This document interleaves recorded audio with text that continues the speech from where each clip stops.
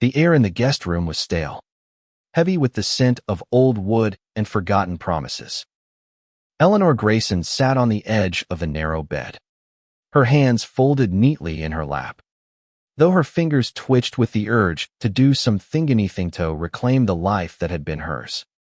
At 70, she was still sharp, her eyes bright with the fire of a woman who had built an empire from nothing. But here, in this cramped room at the back of her own mansion, she was a prisoner. The door was locked, as it always was when guests arrived. Her daughter-in-law, Cassandra, made sure of that. It hadn't always been this way. The mansion, with its sprawling gardens and crystal chandeliers, had been Eleanor's pride. She and her late husband, Thomas, had designed every inch of it, from the marble fireplaces to the oak-paneled library. They'd raised their son, William, here, filling the halls with laughter and love. But Thomas was gone now, taken by a heart attack 5 years ago. And William had changed. Or perhaps it was Cassandra who had changed him. Eleanor's thoughts drifted to the first time it happened. It was a year ago, during one of Cassandra's lavish dinner parties. The house was alive with the clink of glasses and the hum of conversation, guests marveling at the grandeur of the Grayson estate. Eleanor had been in the drawing room, sharing stories of the mansion's history, when Cassandra approached, her smile tight. "Eleanor, why don't you rest upstairs? You must be tired." The words were polite, but the grip on Eleanor's arm was firm. Before she could protest, she was ushered to the guest room, the door clicking shut behind her. She'd heard the lock turn, a sound that cut deeper than any blade. At first, she thought it was a mistake. She'd knocked, called out softly, but no one came. Hours later, when the party ended, Cassandra unlocked the door, her face all innocence. "Oh, I didn't want you to overexert yourself, Eleanor. You know how these events can be." But it happened again, and again. Each time guests arrived, Eleanor was relegated to the guest room, hidden away like a shameful secret. William, her own son, said nothing. He'd look at her with guilt in his eyes, but never spoke against his wife. Tonight was no different. The dining room buzzed with voices important people. Cassandra had said, potential investors for William's new business venture. Eleanor had caught a glimpse of them earlier, men in tailored suits, women dripping in diamonds. She'd wanted to join them, to share the stories of the mansion she'd poured her soul into. Instead, she was here, staring at the faded wallpaper, listening to the muffled laughter through the floorboards. But something was different tonight. Eleanor's hands tightened around the small, leather-bound folder she'd tucked beneath her shawl. Inside was the deed to the mansion, the original document she'd kept in a safe all these years. It bore her name, not William's, not Cassandra's. She'd never told them, never thought she'd need to. The mansion was her legacy, her proof of a life well lived. And tonight, she was done being invisible. She stood, smoothing her dress, and moved to the door. She knocked, louder than usual, her heart pounding with a mix of fear and resolve. "Cassandra," she called, her voice steady. "Open the door." No response. The laughter downstairs grew louder, a cruel reminder of her exclusion. Eleanor's lips pressed into a thin line. She'd spent her life building, fighting, enduring. She'd survived the loss of Thomas, the slow drift of her son, and now this being locked away in her own home. No more. She reached for the hairpin she kept in her pocket, a relic from her youth when she'd learned to pick locks to escape her father's strict household. Her hands, though aged, were steady as she worked the lock. It took time, the mechanism stubborn, but she felt the click, the release. The door creaked open, and for the first time in months, Eleanor stepped into the hallway as a free woman. The grand staircase loomed ahead, its polished banister gleaming under the chandelier's light. She could hear Cassandra's voice, bright and artificial, entertaining her guests. Eleanor clutched the deed tighter, her heart a drumbeat in her chest. She wasn't sure what she'd do when she reached the dining room.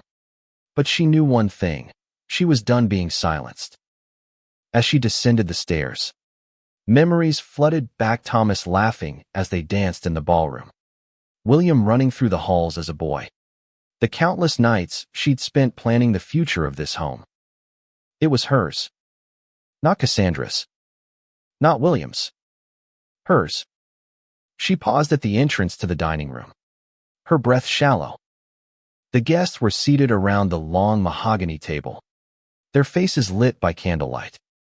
Cassandra stood at the head, mid-sentence, her eyes catching Eleanor's sudden appearance.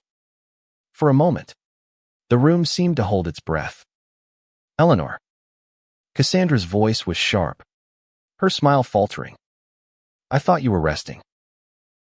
Eleanor stepped forward, her gaze unwavering. I've rested long enough. She held up the folder, her voice clear and strong. I think it's time our guests heard the truth about this mansion. The room fell silent, all eyes on her. Eleanor's heart raced, but she felt alive, truly alive, for the first time in years. This was her moment, her chance to reclaim what was hers. And she would not let it slip away. The dining room was a tableau of opulence, the kind Eleanor had once orchestrated herself. Crystal glasses sparkled, reflecting the warm glow of the chandeliers, and the scent of roasted lamb and rosemary filled the air. But the elegance was a veneer, hiding the tension that now crackled like static. Cassandra's smile was frozen, her eyes darting between Eleanor and the guests, who shifted uncomfortably in their seats. William, seated at the far end of the table, looked up, his face paling as he met his mother's gaze. Eleanor, please, Cassandra said, her voice syrupy but edged with warning. You must be exhausted. Let me take you back upstairs.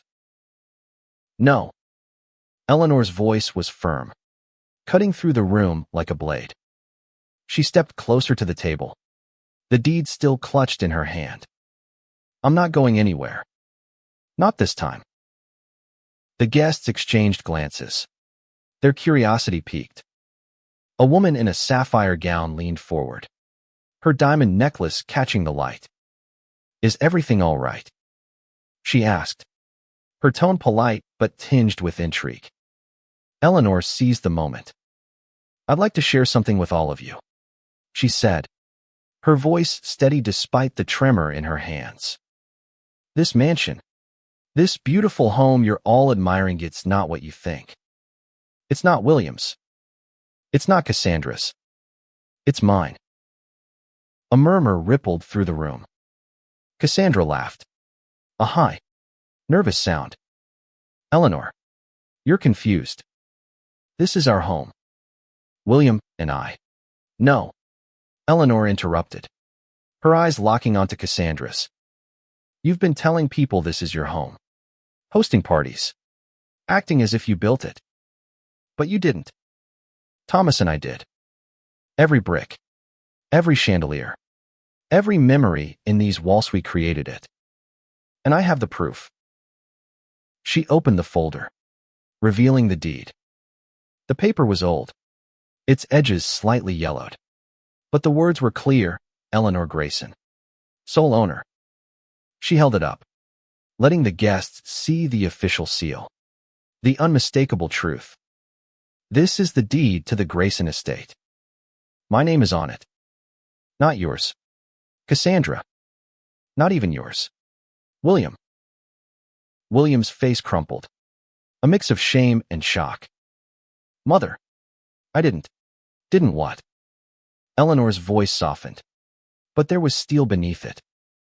Didn't know your wife was locking me in the guest room every time you had guests. Didn't know she was ashamed of me. Your own mother. Because I'm old. Because I don't fit her perfect image. The room was deathly quiet now. The guests frozen. Their forks forgotten. Cassandra's face flushed. Her composure cracking. That's not true. She stammered. I was protecting you. Eleanor. You're not well. You. Enough. Eleanor's voice was a quiet thunder. I'm not fragile. I'm not confused. I built this house with my husband. I raised my son here. And I will not be locked away like some inconvenience. The man in the tailored suit, who had been silent until now, cleared his throat. Mrs. Grayson, are you saying you've been confined during these gatherings? Eleanor nodded, her eyes meeting his. Every time. Locked in a guest room. Hidden away so Cassandra could play the gracious hostess in my home. But no more. I'm here now. And I'm not going anywhere. The guests turned to Cassandra, their expressions shifting from curiosity to disapproval. The woman in the sapphire gown whispered something to her companion, her eyes narrowing. Cassandra's hands clenched at her sides, her carefully curated facade crumbling. William stood, his chair scraping against the floor. Mother, I'm so sorry. I didn't know it was like this. I thought. His voice broke, and he looked at Cassandra, his eyes searching for an explanation that didn't come. Eleanor's heart ached at the sight of her son, torn between his wife and his mother. She wanted to reach for him, to tell him it wasn't his fault. But the weight of the deed in her hands grounded her. This wasn't just about her, it was about truth. About reclaiming her dignity. I don't want to ruin your evening, Eleanor said, addressing the guests. But I want you to know the truth about this house. About who it belongs to. I've spent my life building something beautiful. Something lasting. And I won't let it be taken from me. The man in the suit stood, raising his glass. To Mrs. Grayson, he said, his voice warm. A woman of strength and legacy.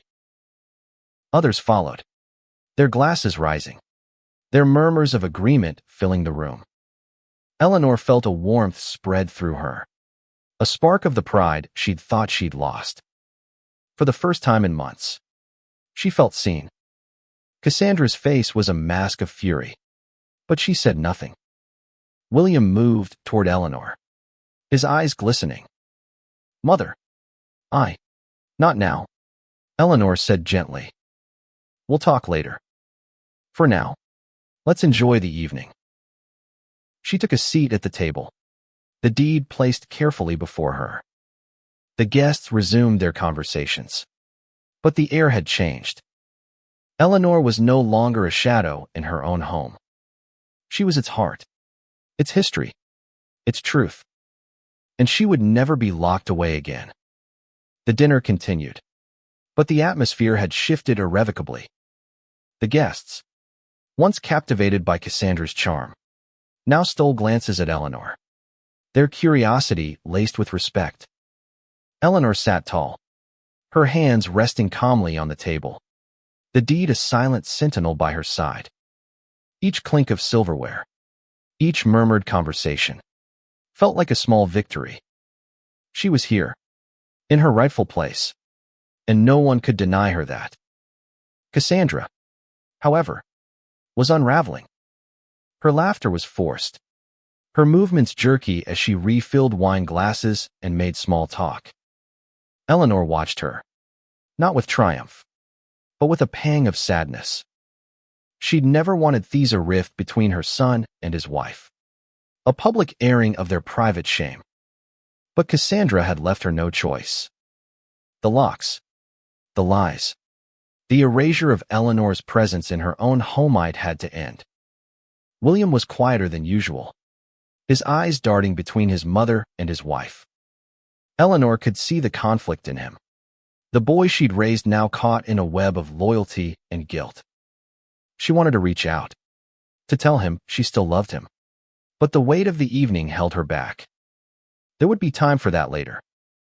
For now, she focused on the guests, engaging them with stories of the mansion's past, how she and Thomas had chosen every detail, from the rosewood paneling to the stained glass windows in the conservatory.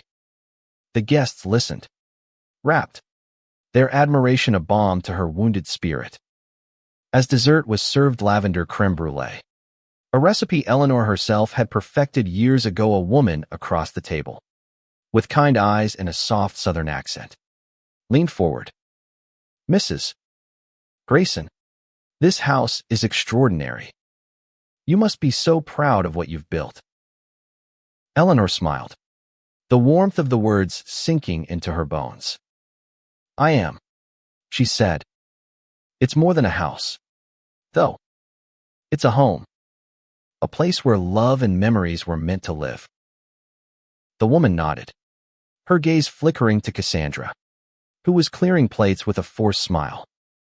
"It's a shame not everyone appreciates that," she said quietly, her words carrying just enough weight to sting. Cassandra froze, her hands trembling slightly. Eleanor saw the moment her daughter-in-law's composure nearly broke.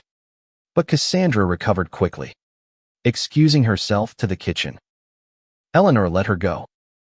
This wasn't about humiliating Cassandra, it was about reclaiming her own voice. After dinner, the guests moved to the drawing room for coffee and brandy. Eleanor joined them, her presence commanding in a way it hadn't been in years. She felt the weight of her age, her grief, but also her strength. She spoke of Thomas, of their dreams for the mansion, of the charity events they'd hosted here to support local schools and hospitals. The guests listened, some nodding, others asking questions, their respect for her growing with every word. William lingered at the edge of the room, his hands in his pockets, watching his mother with a mix of awe and regret. Eleanor caught his eye and offered a small smile, a silent promise that they would talk soon. He nodded, his shoulders slumping slightly, as if the weight of his silence over the past year was finally settling on him. As the evening wound down, the man in the tailored suit approached Eleanor. "Mrs. Grayson," he said, his voice low and earnest. "I'm Charles Wentworth, a partner at Wentworth Investments. Your son mentioned his new venture, but I must say, your story is far more compelling. I'd love to discuss how we might support your vision for this estate, perhaps a foundation to preserve its legacy." Eleanor's heart skipped. A foundation. It was an idea she and Thomas had toyed with years ago, a way to ensure the mansion remained a place of community and connection long after they were gone. "I'd like that," she said, her voice thick with emotion. "Very much." As the guests began to leave, offering warm goodbyes and promises to return, Eleanor felt a spark of hope she hadn't known in years. The mansion was still hers, not just in name, but in spirit. She had reclaimed it tonight, not with anger, but with truth. But the night wasn't over. As the last guest departed, Cassandra emerged from the kitchen, her face pale, her eyes blazing. "You've humiliated me," she hissed, her voice low so William, who was seeing the guests out, wouldn't hear. "You had no right to do that." Eleanor met her gaze, unflinching. "I had every right. This is my home. Cassandra, you don't get to lock me away and pretend it's yours." Cassandra's lips trembled, but she didn't back down. "You think you've won. You think William will choose you over me." Eleanor's heart ached at the words, but she held her ground. "This isn't about choosing sides. It's about respect. For me. For this house. For the truth." Cassandra turned away, her heels clicking sharply as she stormed upstairs. Eleanor watched her go, her chest heavy. She didn't want a war with her daughter-in-law, but she wouldn't be silenced again. Not ever. As the house grew quiet, Eleanor walked to the library, her favorite room. She ran her fingers along the shelves, the books she and Thomas had collected over decades. The deed still lay on the dining room table, a symbol of her victory, but also a reminder of the work ahead. She had her home back, but her family, her son, her daughter-in-law was still fractured. And that was a battle she wasn't sure how to fight.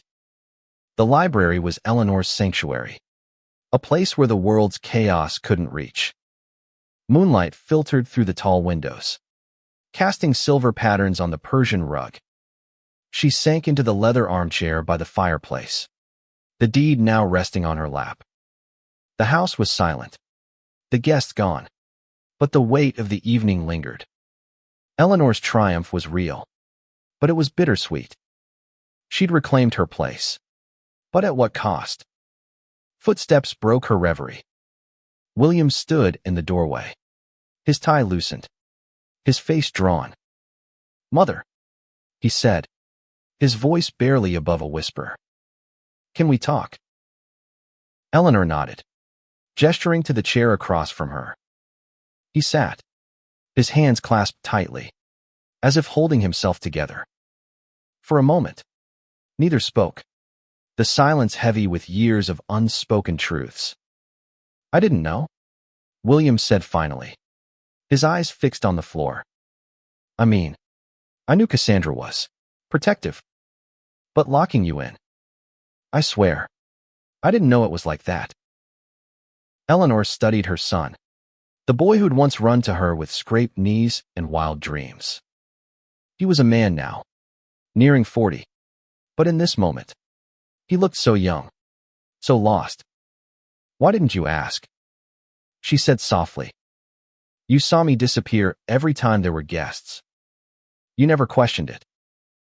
William's face crumpled. I thought you wanted to rest. That you were tired." Cassandra said. He stopped, shaking his head. "I should have known better. I should have stood up for you." Eleanor's throat tightened. She wanted to be angry, to demand why he'd let Cassandra take over. But the pain in his eyes stopped her. "You're my son," she said. "I've always trusted you to do what's right.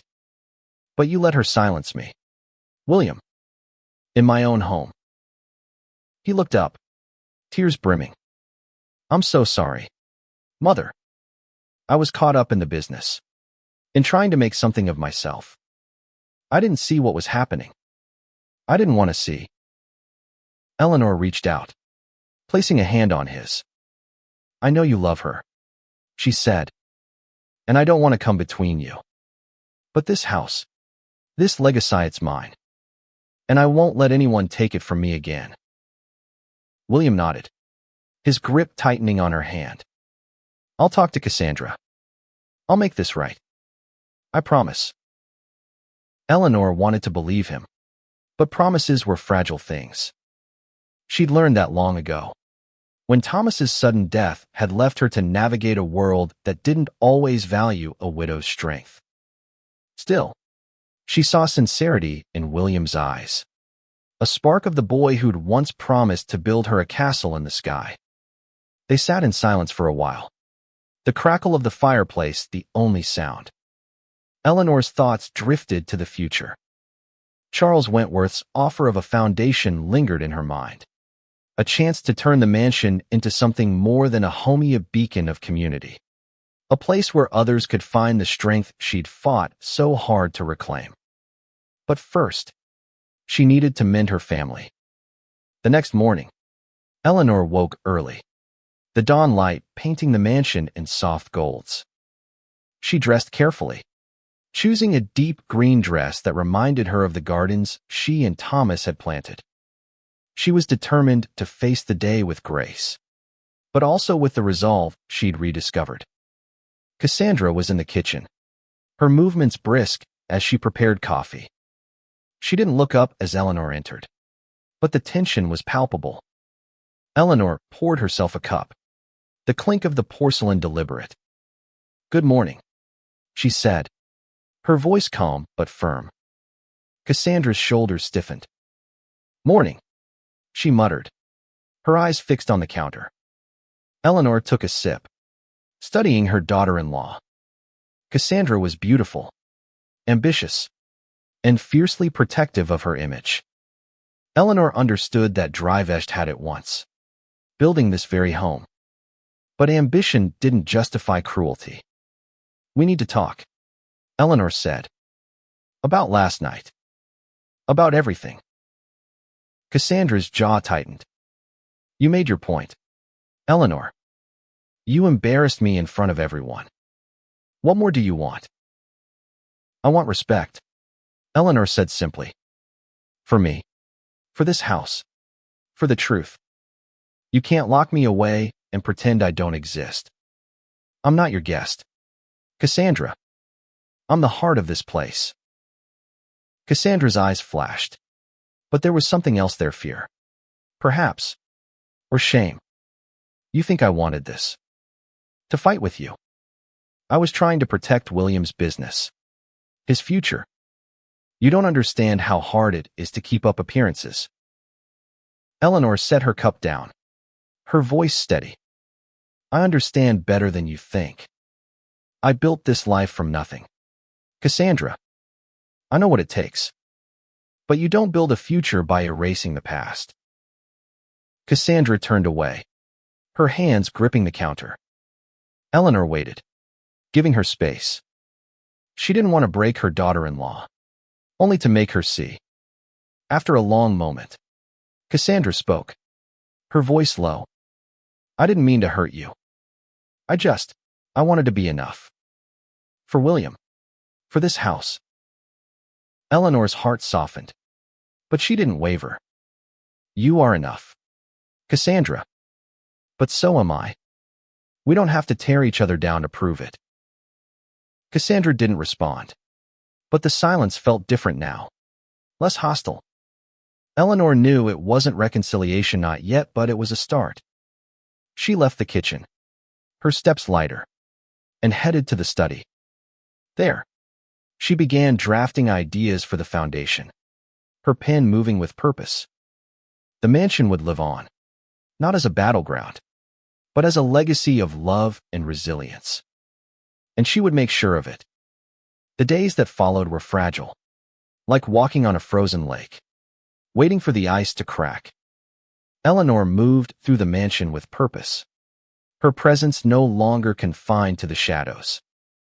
She spent mornings in the study, sketching out plans for the foundation, her vision growing clearer with each passing hour. The idea was simple but profound. The Grayson estate would become a community hub, hosting art exhibits, charity galas, and educational programs. It would be a place where people could gather, learn, and find inspiration, just as she and Thomas had always dreamed. William was true to his word. He spoke to Cassandra, though Eleanor wasn't privy to the details. She noticed small changes, Cassandra's curt nods instead of sharp retorts, the absence of locked doors. William began joining Eleanor for breakfast, their conversations tentative but warm, like rediscovering a path overgrown with weeds. He asked about the foundation, his interest genuine, and Eleanor felt a flicker of hope that they could rebuild what had been lost. But Cassandra remained distant, her pride a wall Eleanor couldn't yet breach. Eleanor didn't push. She knew healing took time, and she'd learned patience the hard way through years of grief, struggle, and now this fight for her place. Instead, she focused on the foundation, reaching out to Charles Wentworth. He responded promptly, arranging a meeting at the mansion to discuss funding and logistics. The day of the meeting, Eleanor prepared carefully, choosing a tailored blazer and a string of pearls Thomas had given her on their 20th anniversary. She wanted to honor him, to carry his memory into this new chapter. The meeting was held in the library, the same room where she and William had spoken that night. Charles arrived with 2 colleagues, their briefcases and sharp suits a contrast to the room's old-world charm. "Mrs. Grayson," Charles said, shaking her hand warmly. "I've been thinking about your story since the dinner. This mansion, it's more than a building. It's a legacy. I'd like to help you make it a beacon for others. Eleanor smiled, her heart swelling. That's exactly what I want. A place where people can come together, where the past and future meet. They spent hours discussing details, potential programs, tax structures, community outreach. Charles suggested partnering with local schools to offer scholarships, an idea Eleanor embraced immediately. She could see it now, children running through the gardens, artists painting in the conservatory, families gathering for holiday events. The mansion would live again, not as a monument to her pain, but as a testament to her strength. As the meeting ended, Charles lingered, his expression thoughtful.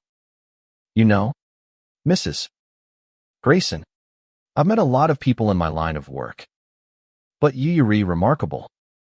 To go through what you did and come out fighting like this, it's inspiring. Eleanor blushed, unaccustomed to such praise. I just did what I had to, she said. For my home. For my family. Charles nodded. And you've done it with grace. We'll make this foundation a reality. I promise. After they left, Eleanor wandered to the garden, the late afternoon sun warm on her face. The roses were in bloom, their scent carrying memories of Thomas tending them with care. She sat on a stone bench, letting the peace of the moment wash over her. For the first time in years, she felt like she was moving forward, not just surviving. That evening, Cassandra surprised her. She appeared in the dining room as Eleanor set the table for a simple family dinner, just the three of them. A rarity these days. Can I help? Cassandra asked, her voice hesitant. Eleanor paused, a plate in her hands. Of course, she said, offering a small smile. Why don't you set out the glasses? They worked in silence, the clink of china and glass a quiet rhythm. William joined them, his eyes lighting up at the sight of his mother and wife together, however tentatively. Dinner was quiet but not strained, a step toward something new.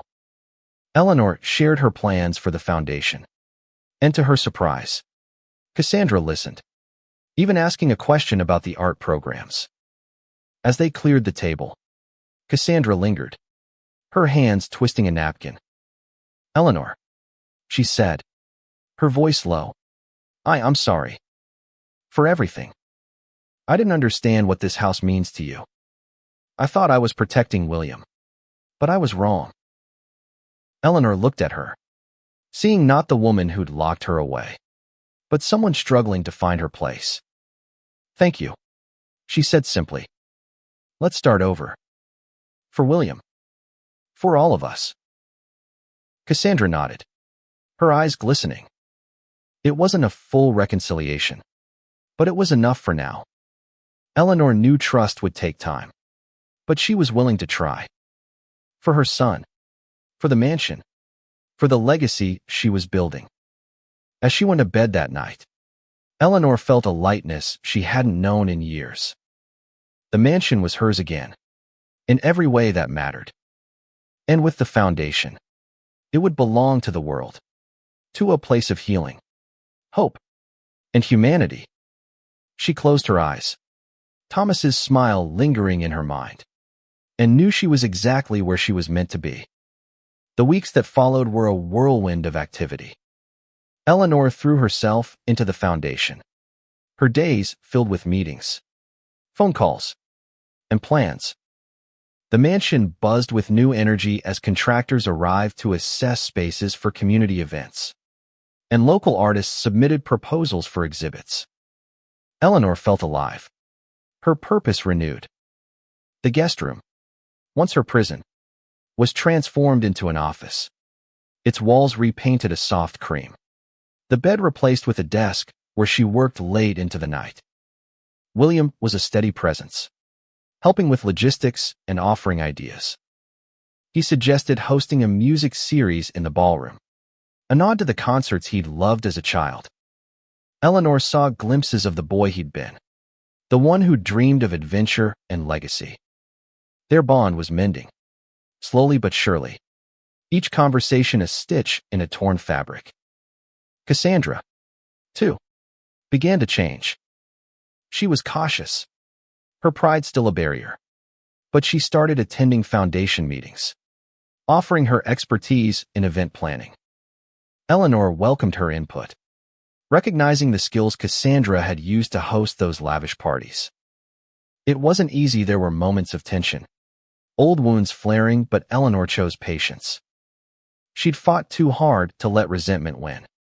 One afternoon, as they reviewed plans for the foundation's launch gala, Cassandra hesitated, then spoke. Eleanor, I was thinking, maybe we could dedicate a room to Thomas. A gallery. Maybe. With photos and stories about what he meant to this place. Eleanor's breath caught. It was the first time Cassandra had mentioned Thomas without prompting, and the sincerity in her voice was undeniable. That's a beautiful idea, Eleanor said, her eyes misting. He'd love that. Cassandra nodded, a faint smile breaking through. I want to help make this work. For you. For William. It was a small moment, but it felt monumental. Eleanor saw a path forward, not just for the mansion, but for their family. They weren't whole yet, but they were trying, and that was enough. The launch gala was set for a month later, a grand event to unveil the Grayson Foundation to the community. Invitations went out to local leaders, philanthropists, and the guests from that fateful dinner, including Charles Wentworth. Eleanor oversaw every detail, from the menu to the string quartet, her heart swelling with pride. This was her vision, her legacy, coming to life. The night of the gala, the mansion glowed. Fairy lights twinkled in the gardens, and the ballroom was a vision of elegance, with white roses and golden tablecloths. Eleanor wore a silver gown, her hair swept up, the pearls at her throat a quiet tribute to Thomas. As guests arrived, she greeted them with warmth, her confidence unshakable. She was no longer the woman locked away. She was Eleanor Grayson, creator, survivor, visionary. Charles Wentworth arrived early, his smile broad. Mrs. Grayson, this is extraordinary. You've outdone yourself. Eleanor laughed, the sound light and free. It's just the beginning. Charles, we're going to do so much more. The evening was a triumph. Guests mingled, their laughter filling the halls. The quartet played, and children from a local school performed a short play in the conservatory, a preview of the Foundation's youth programs. Eleanor gave a speech, her voice steady as she shared her vision, a place where everyone, no matter their age or background, could find belonging. The applause was thunderous, and she felt Thomas's presence, as if he were clapping too. William and Cassandra stood together, their hands linked, a quiet show of unity. Eleanor caught their eyes and smiled, her heart full. They weren't perfect, but they were hers, and she was theirs. The mansion, once a battleground, was now a bridge, connecting past and future, pain and hope. As the night drew to a close, Eleanor stepped outside, the cool air a balm after the warmth of the ballroom. She looked up at the stars, remembering the nights she and Thomas had stood here, dreaming of what their home could be.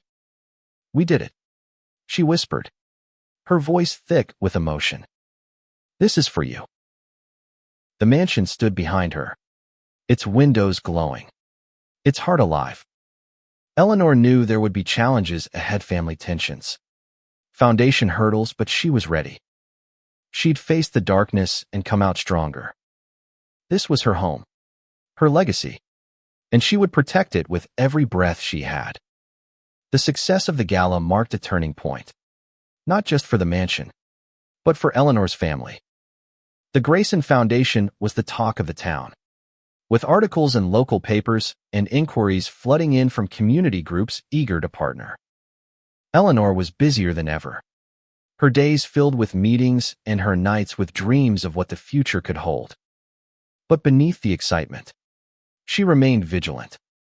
Healing was a process, not a destination, and her family was still finding its way. William threw himself into the foundation, taking on a leadership role that surprised Eleanor with its dedication.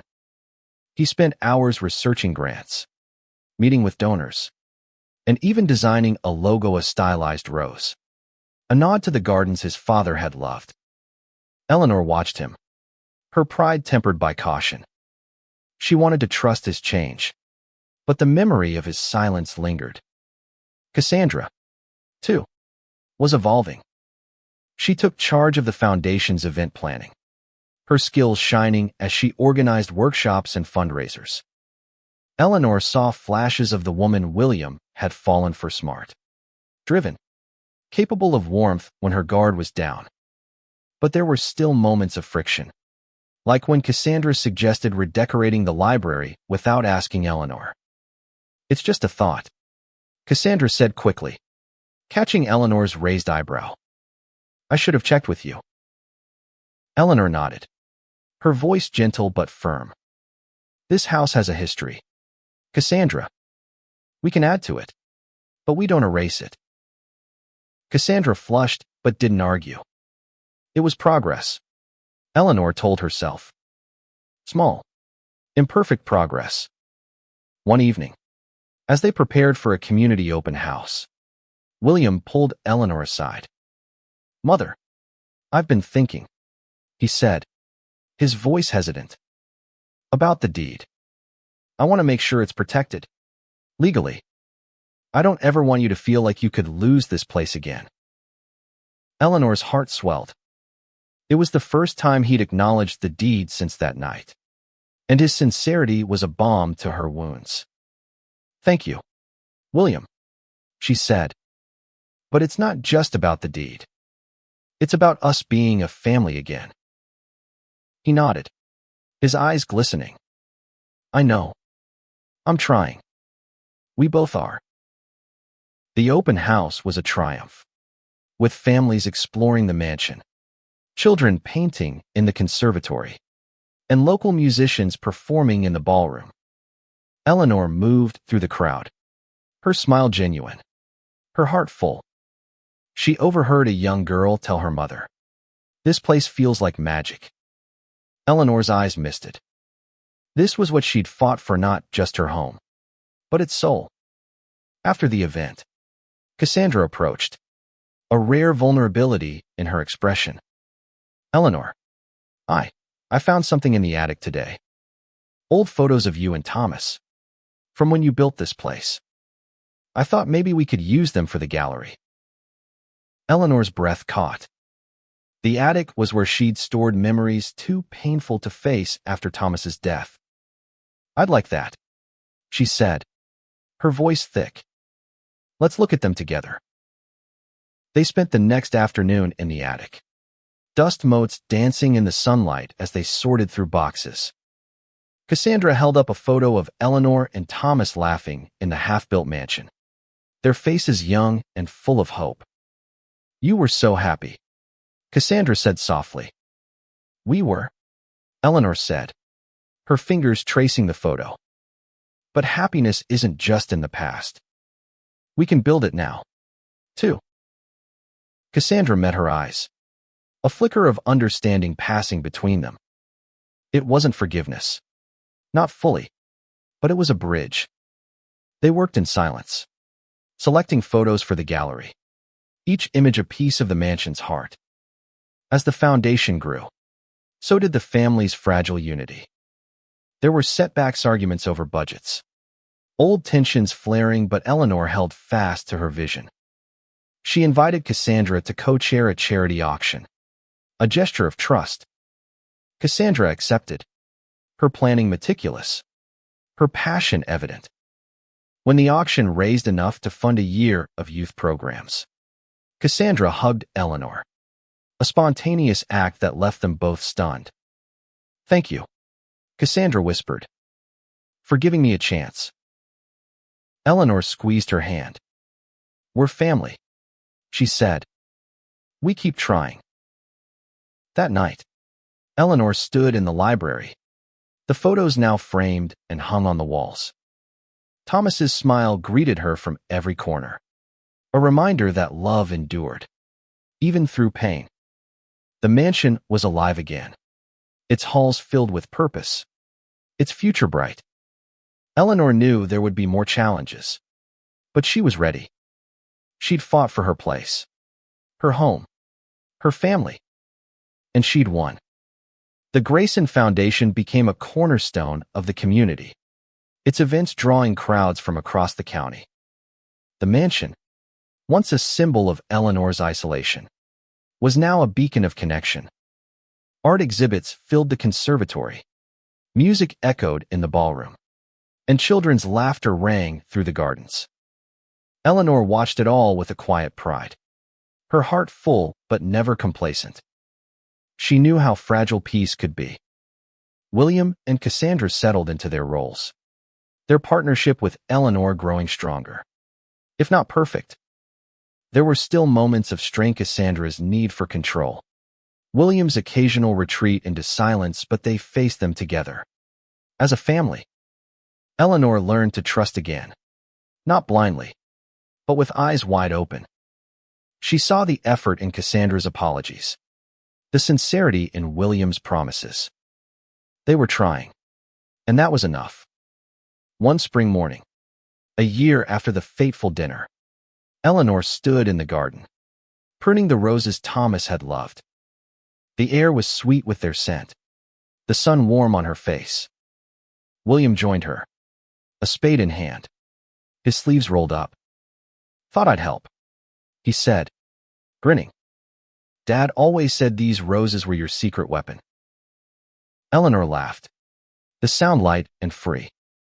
He wasn't wrong. They've seen me through a lot. They worked side by side, the silence comfortable, the past a quiet presence rather than a weight. Cassandra emerged from the house, a tray of lemonade in her hands.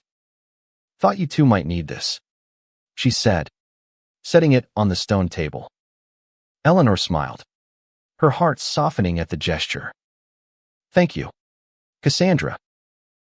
They sat together, the three of them, sipping lemonade and watching the bees dance among the flowers. It was a simple moment, but it felt like a miracle. Eleanor thought of the guest room, the lock, the deed memories that no longer defined her. She'd fought for this, for her home, her family, her legacy. And she'd won, not with anger, but with truth and love. The Foundation's first anniversary gala was a celebration of all they'd achieved. The mansion glowed, its halls filled with guests, music, and hope. Eleanor gave a speech, her voice strong, her words a tribute to Thomas, to the community, to the family they were rebuilding. "This house," she said, "is more than walls and windows. It's a home, a heart, a place where we lift each other up. Thank you for being part of it." The applause was deafening, but Eleanor's eyes were on William and Cassandra, standing together, their smiles proud. After the speech, Charles Wentworth approached, his grin wide. "Mrs. Grayson, you've built something extraordinary. I'm honored to be part of it." Eleanor shook his hand, her heart full. "We've built it together," she said, "and we're just getting started." As the gala ended, Eleanor stepped onto the balcony, the night air cool against her skin. The stars were bright, a canvas of dreams. She thought of Thomas, of the promises they'd made, the life they'd built. She'd carried his love forward, through pain and triumph.